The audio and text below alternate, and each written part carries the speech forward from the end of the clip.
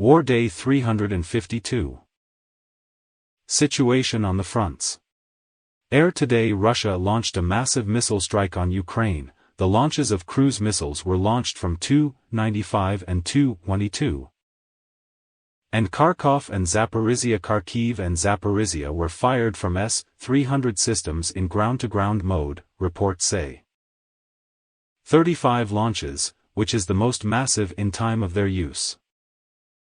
A total of 71 cruise missiles were fired, 61 of which were successfully shot down, including from man-portable air defense systems. Freedom Alliance Sweden has approved another package of aid to Ukraine worth more than $400 million. The package will include NLAW anti-tank systems, and advanced BMPs CV-90. Also Stockholm will consider the possibility Stockholm will also consider transferring Stridsvagn 122 tanks, which are the Swedish version of the Leopard 2A5. Let me remind you that earlier Sweden reported the delivery of 50 BMPs CV-90S and Archer SAUs, which are considered among the best in the world due to its automation and electronic components. The SAU's crew is only 3 men. The Russians are stepping up their shelling of border areas, including using aviation. There are battles along the Svatovo-Kremenna line, where Russian troops continue to attack Ukrainian positions, and little by little moving away from the R-66 highway. By the way, here in the area of Kremenna the first footage appeared of destruction of Russian BMP-T, Terminator, not that it could have any effect on the combat operations. But the incident noteworthy, given how Russian propaganda is carrying this Terminator around.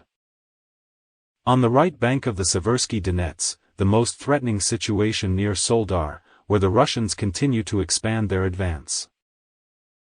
Thus they have taken under fire control a section of the M03 and continue to attack Krasnaya Gora, where Ukrainian defenders are still holding out. In Bakhmut itself there is also fighting, so far in the industrial zone and the private sector on the eastern bank of the Bakhmutka River. The situation is difficult to the south, where the Russians have even closer advanced to the H-32 highway. It is also most likely under fire control. Thus, despite the fact that Bakhmut itself is holding fairly confident, but the clause around it may force the defenders to leave the city so as not to get surrounded. Although, to be fair, Avdiivka in a similar situation has been for almost a year, and the Russians have not been able to capture it.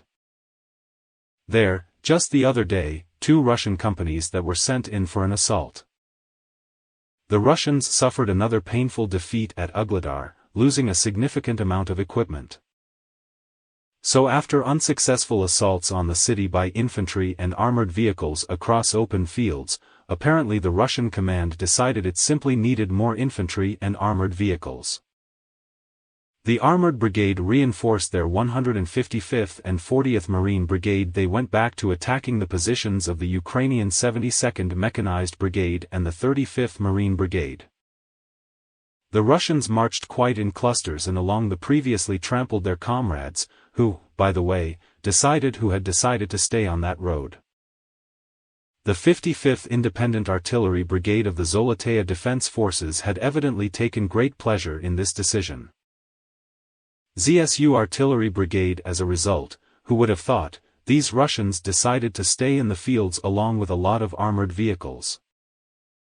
You can count 31 units in the video, including 15 T-72B3 and T-80 BVM tanks, 12 BMPs, 2 MTLBs and engineer vehicles.